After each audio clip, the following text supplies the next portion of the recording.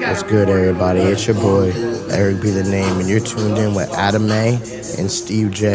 And this is News Life and Beyond. Let's get it. All my fans, as a surprise, I'm dropping new music this week. Something fun, something vibey, something for everybody. So make sure y'all be on the lookout. For now, let's keep the track going up and new music coming soon. Look, yeah, it's Trev the True, spitting fire flames when I step up in the booth. This is just what I do any given day. You can find me chopping it up with Adam Q or Steve J. Always fire when you press play, popping out on the podcast. Yeah, the name's News, Life, and Beyond. Yo, I got it going on, just chilling, talking about some real shit, getting real lit. Find this all up on YouTube, bitch.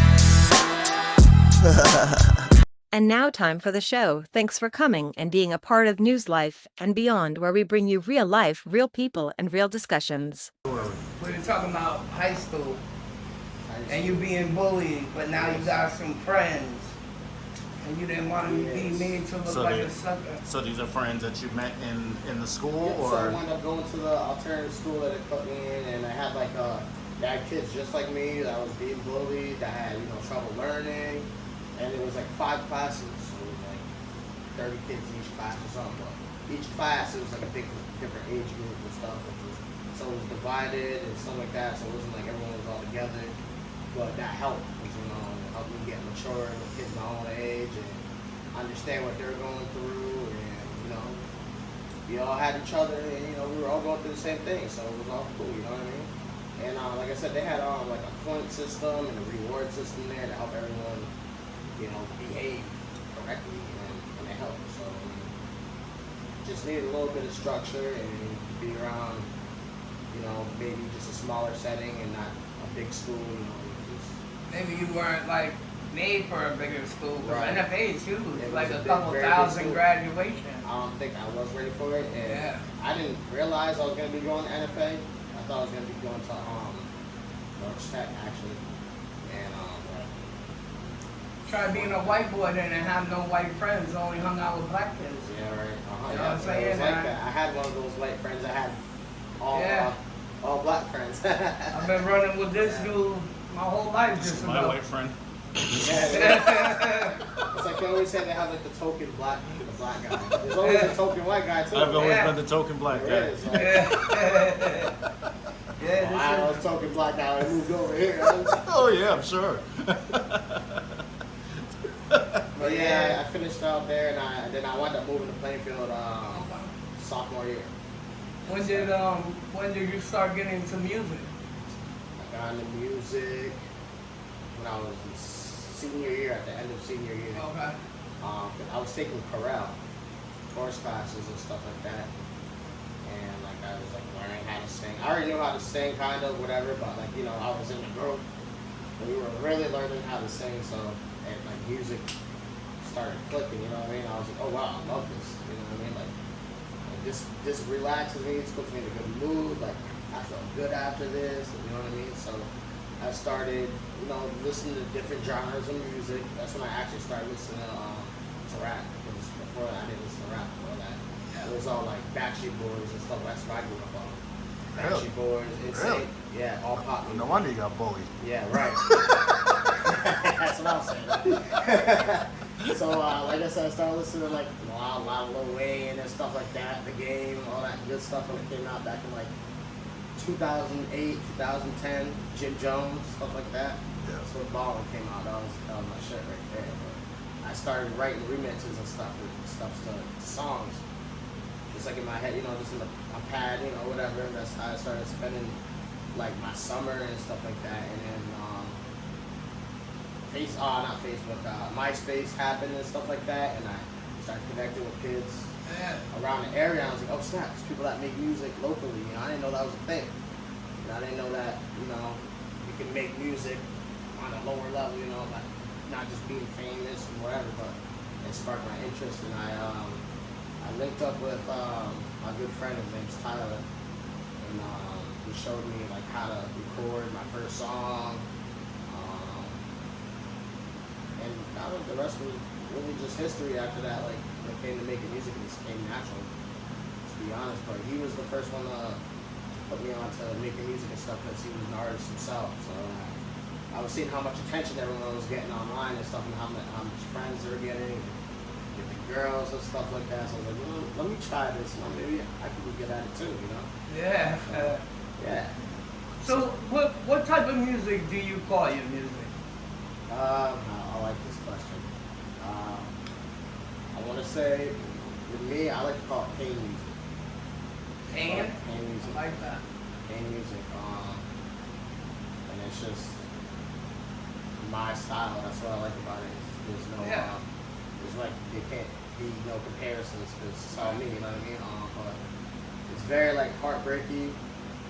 That's pretty much. We thought you were a rapper.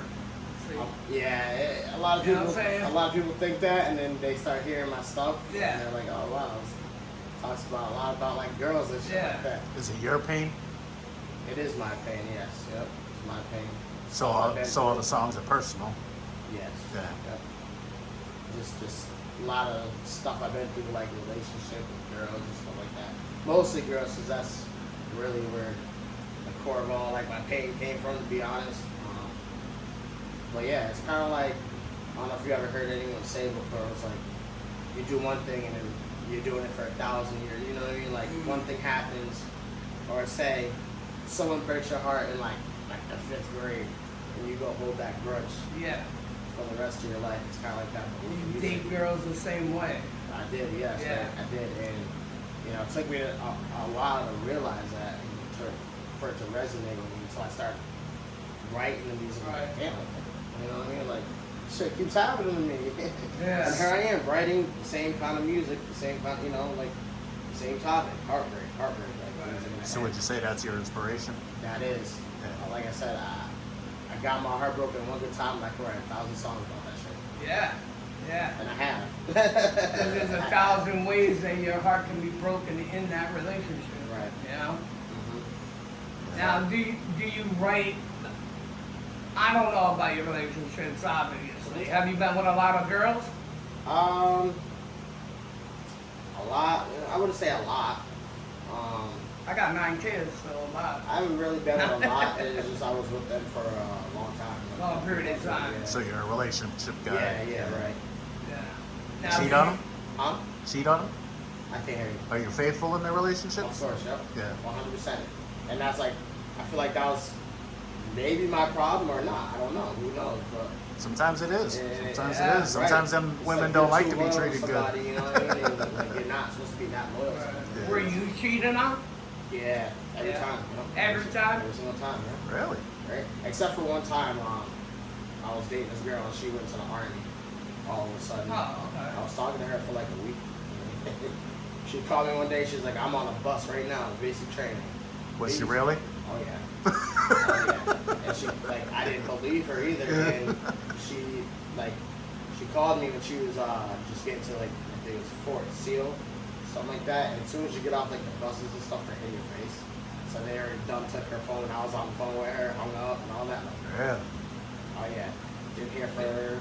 Did you try Never to keep again. the relation? Oh, never again? Never again. No, I didn't hear from Wow. her ever again. So, no, so, nothing happened. so that was the end of your relationship. That She was said, it for "I'm, that one, I'm, yeah. I'm leaving. I can't be with you no Yeah. more.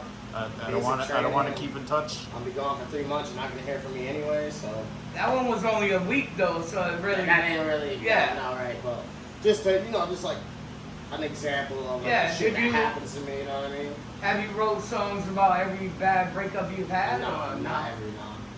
Just like the main one. What was the worst one? The one when I was in a relationship for like 5 years. Damn. I was like engaged and stuff like that. She had 3 miscarriages. So Shit. there was a lot that went on, you know what I mean? So a lot of leverage. Was that a lot of the pain between both of you, losing the Yeah. kids? Mm-hmm. Yep. Because I'm not trying to be mean, bro, but how long was her pregnancy? Can tell you. Oh, you don't know. Don't even know. Because I never, like, the girl I'm with now had a miscarriage. Right. Alright, and I don't understand I don't know how to say that, I don't want people getting pissed off at me, but I don't understand how you can be attached Right, though. That's to something thing. you've never seen, held, touched, or loved. Right. You know what I'm saying? It's not that. It's the thought of it. I think that's what it was. It was the thought of like, hey, I'm about to be dad. You know what I mean? And then it's like just ripped away from you. Like, no, you're not. She says with a woman though, it's the attachment because the baby's inside them. Right. It's growing. Right. You know what I'm saying? They're already loving that kid already because Exactly. they have that. So, but I was like, yo, I don't know how to feel because you know what I'm saying? Right, and that's the thing too. I didn't really know how to feel either. I mean, if you think But about I knew it, I felt bad. That's the thing. I mean, if you think about it, if your father wasn't around, it kind of gives you a sense of, you know, you don't know how to feel anyways, right? Right. Exactly. Right. You never had that bond with your father, Right. so I don't know what it's like at all. So Yeah. it was like I said, it was a thought of it. It wasn't so much that it was happening. It was a thought. You know. Are you a father now? No. No. Never wound up happening. Well, Do you I just- want to have children? Yes, but it's been more of a personal choice because after that, I was like, you know, if I do have a kid with somebody, I don't want to have a kid with somebody that's toxic, and I have to deal with that Right. for the rest of my life. You know what I mean? That happens, bro. That happens. So now I'm smart. I'm like, yeah, especially with your track record, right? right. And I'm like, yo, if this happens, I ain't trying to go through all this toxic stuff again, man. Like it's And then bringing a kid involved in it Right. is even worse. right. You know? Honestly, I don't. Just my personal views. I don't believe in bringing a kid into the world at the moment. Look, it's the way the world is right now. You know, it's Yeah. very shitty. I agree with You you. know what I mean? If I lived like in a different area, if I lived a different lifestyle, you know, if I had more money and stuff, then it would be a way different conversation. But it's just mostly the way the world is now. It's not right. And it's like Yeah, I agree with you. I That's don't know. deep, You never though, know what's bro. gonna I hear happen. you. Like, you know, 50 years from now in their generation, maybe some We're already about to see some fucked up shit Right, going and that's on. why I'm like, you know what maybe I'm saying? something 10 So, times worse is gonna happen to them. Why do you know? I don't really want them to experience that. You know what I mean? If I know what it's gonna be, but Well, it's you very can't stop it. You know? it's very mature of you to think that way Right, because yeah. most people don't think about stuff like that, you know. Yeah. Yeah. I try to. I'm the type of person I like to think about like everything but myself at the moment. You know, and that's kind of like what kind of messed me up and like the heartbreaks and stuff. Not putting myself first. I was sometimes. gonna say you didn't put yourself first. You Right. put them first. But it should be an equal thing. Right. You know, because I deal with a lot of that bullshit in my relationship. And that's where you start to learn all the stuff like, damn, like what kind of person they are, Yeah. what kind of person that you need to look for instead. So at the same time, you're not getting any younger. Right, You don't want to leave a legacy. I do. That's the thing. I do, but it's like everyone in my family, they all have kids, so it's like it's really not a big deal, you know. Do you want to be to know that you were a better father than your own father, though? Yeah, You know what I'm saying? 100%. Yeah. Especially if you had a boy. Yeah. You know? That's I think about that all the time too. Like, you know what? I could change the landscape of this whole, Right. you know, this whole Right. shit. You know, starting with me, you know. And Especially being black. You know, black parents got a bad. they got Black bad dads. reps. They got a bad rep. They have bad reps. 100%. You know what I'm saying? And I tell my son that, my other son, half black, and like he has two little ones, but he keeps going in and out of prison. Right. I'm like and I'm not saying I was the best dad, but I was present, and I did everything I could for them. Right. You know what I'm saying? I put him in every sport he could go in. They didn't want for nothing. You know what I'm saying? So why don't you want to be, I'm not saying he's not being a better parent, but you keep being in prison doing year after year after year after year, and your kids are growing up without a parent, so now you're being part of the statistic. Right. And it starts getting distant after a while. Yeah, and I told him You that. try to reach out, and they're getting older. You know, it's going to be harder to Yeah. communicate with them because they're going to be holding maybe some kind of. And his are little still, you know, but one of them calls him Adam. You know, like, you don't want him to call you dad. He don't know you as his dad, and that would hurt me. that's your fault. You know what I'm saying? Right. And I've had this talk with him many, many times, bro. I say, you just got to stop and make it right and be a better parent than you're being. And that's just how it's got to be. And you got to get out of it. First and stuff, though. You got to Yeah. come to Yeah. conclusions with yourself Right. as a person Right. first, though, you know.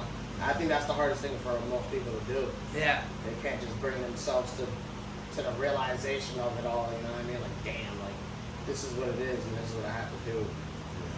It's tough being a parent, bro. I'm gonna tell you that right now. Don't come with no book. Right. And if you haven't had parents that weren't good parents already, right. So you didn't have them to teach you. There's no handbook, right. You know what I'm saying? And I had our right parents, but my parents were too worried about taking care of other kids. Right. Instead of worrying about me when it was my time. Right. You know what I'm saying? And this, I went to the streets for that love. And that's how a lot of young kids do it. 100%. They seek closure and comfort somewhere else that they're wanting. You know what I mean? Where they feel wanted and appreciated and all that good stuff. You know what I mean? That's like my motto. Like, I'm only gonna go somewhere where I'm appreciated and wanted. If not, I ain't going. Yeah. I'm uncomfortable if not. You know what I mean? So you grew up with just your mom? Yeah, it was my mom and all my brothers and sisters. My mom has mad kids. Never had a stepfather? Huh? Never had a stepfather? Yeah, stepfathers in and out. In and out. So there was never no steady, never ever steady. What's good, people? Steve J here, News Life and Beyond. We selling merch, got all kinds of stuff. T-shirts, hoodies, hats, sneakers, tumblers, cups, Funko Pops, you name it, we got it. What's good, people? This is Adam A, one half of News Life and Beyond. I just wanted you guys to know that you can find us at a lot of places. You can find us on Clapper, Lemonade, Instagram, Facebook, TikTok, Snapchat, favorite it, but most of all, YouTube. Go on YouTube, look us up, News Life and Beyond. Push the button, subscribe, and like, please. And share it out to the world. You can also call us, 959-951-9117, or you can support us, buy some merch. We got shirts, sweatshirts, hoodies, sneakers, hats, keychains, Funko Pops, bracelets, mugs, tumblers. Shit, we can make your grandmother a pair of thongs if you want. But for all the love and all the support from everybody that has, we love you. We love you, we love you, we love you. Adam A, Steve J, out.